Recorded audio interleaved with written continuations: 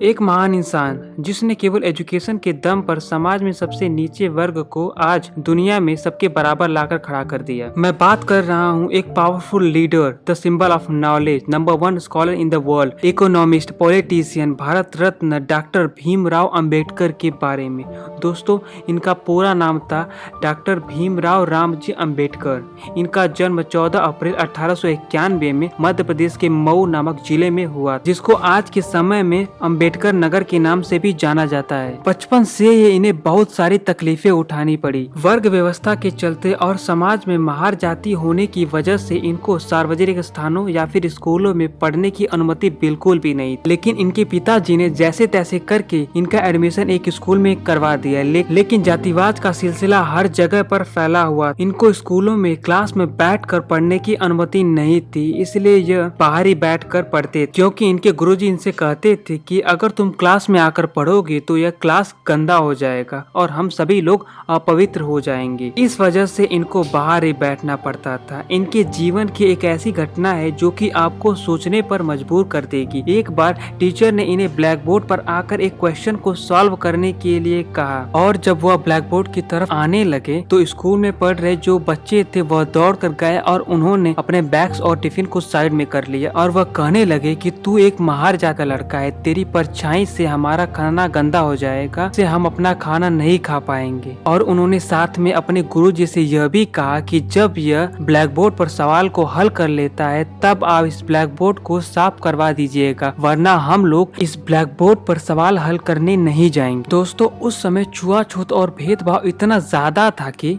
ऊंची जाति के लोग नीची जाति के लोगों को छूने तक से अपने आप को अपवित्र समझने लगते थे। ऊंची जाति के लोगों को उनके आवाज से परेशानी थी, उनके परछाई तक से परेशानी थी। स्थिति इतनी खराब थी कि ऊंची जाति के लोग महार जाति के लोगों से यहाँ तक कहते थे कि अगर तुम रास्ते से निकलो तो हमें आवाज दे दिया करो। बाबा साहब बताते हैं कि जब उन्हें पानी पीना होता था तब किसी ऊंची जाति का लोग या फिर चपरासी उनको पानी ऊपर से गिराता था, तब जाकर वह पानी पीते थे।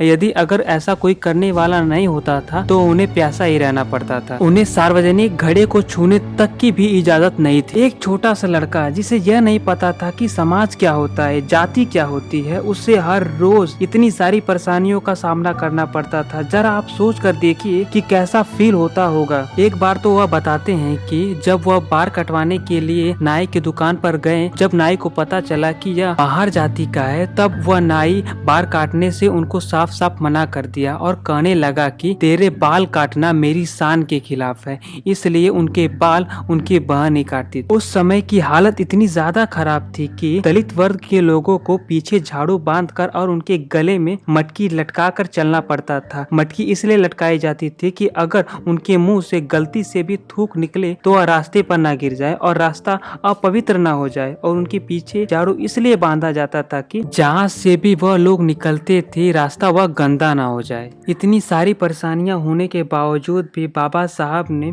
12वीं और बीए की डिग्री मुंबई से कंप्लीट। बड़ौदा रियासत के राजा सयाजी गायकवाड़ जो थे वह स्कॉलरशिप पर 4 बच्चों को कोलंबिया यूनिवर्सिटी भेजना चाहते थे पढ़ने के लिए। जब बाबा साहब को यह बात पता चली तो वह सयाजी गायकवाड़ के पास मिलने के लिए चले गए और उन्होंने जब अपनी परेशानी बताई तो सयाजी गायकवाड़ उनकी अंग्रेजी से इम्प्रेस होकर उन्हें कोलंबिया यूनिवर्सिटी भेजने के लिए तैयार हो गए। इसके बाद बाबा साहब ने कोलंबिया यूनिवर्सिटी से अपनी एमए की डिग्री कंप्लीट की। एमए में उन्होंने पॉलिटिकल साइंस, हिस्ट्री, इकोनॉमिक्स और सोशियोलॉजी की भी डिग्रियां हासिल की और वहां से उन्होंने पीएचडी कंप्लीट करते हुए वह लंदन चले गए और वहां से उन्होंने एमएससी और लॉ की भी पढ़ाई पूरी। इसके बाद बाबा साहब वापस अपने देश लौट आए और देश आने के बाद उन्होंने सयाजी गायकवाड़ के यहाँ मिलिट्री सिक्योरिटी की नौकरी कुछ सालों तक की। इतनी हाई पोस्ट पर नौकरी करने के बावजूद भी एक ऊंची जात का चपरासी भी इन्हें पानी देने से मना कर देता था और जब वह बाहर निकलते थे तब वह लोग नीचे बिछी हुई दर्री थी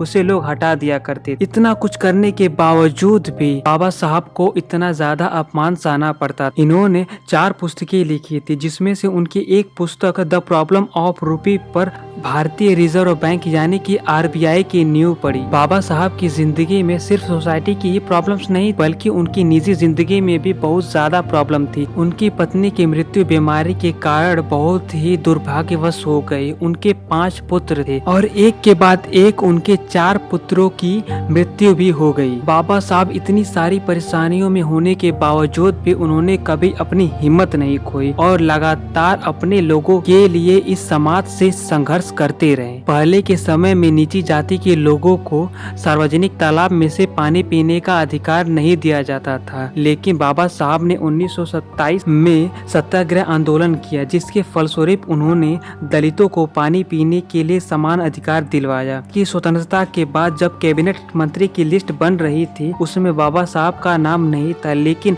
महात्मा गांधी की सलाह पर उन्हें कानून मंत्री के रूप में बनाया गया। लेकिन कुछ सालों के बाद ही उन्होंने अपनी मर्जी से इस पद से इस्तीफा दे दिया। डॉक्टर भीमराव अंबेडकर उस समय के सबसे महान व्यक्ति तो थे ही, क्योंकि उन्होंने शुरुआत से ही अपना हथियार शिक्षा को बनाया। वह लोगों से हमेशा कहते थे कि शिक्षित बनो, संगठित रहो और संघर्ष करो। दोस्तों, इनका देहांत 6 दिसंबर 1956 को हो गया। हालांकि इनकी मृत्यु के लिए लोगों के अलग अलग मत है। कुछ लोगों का कहना है कि मृत्यु के पीछे कोई सोची समझी साजिश थी, लेकिन इनका अंतिम संस्कार हो चुका था, तो इस वजह से इस बात को आगे नहीं बढ़ाया गया। इन्हें सिंबल ऑफ नॉलेज का भी रिवॉर्ड दिया गया है। कोलंबिया यूनिवर्सिटी ने इन्हें number 1 scholar in the world भी बताया है। तो दोस्तों, यह थी इस महान पुरुष की जीवन की कहानी। इन्होंने जो दुख सहे, जो संघर्ष किए, इसको शब्दों में नहीं बताया जा सकता, लेकिन इनके बारे में जितना भी कहा जाए वो कम ही है। तो दोस्तों, इसी के साथ हमारी ये इंस्पायरिंग वीडियो यहीं पर समाप्त होती है। उम्मीद करता हूँ कि आपको यह वीडियो पसंद आई होगी। अगर आपको यह वीडियो पसंद आई है तो इस वीडियो को लाइक और हमारे चैनल को सब्सक्राइब करें। मिलते हैं किसी और नए इंटरेस्टिंग वीडियो में, तब तक के लिए धन्यवाद।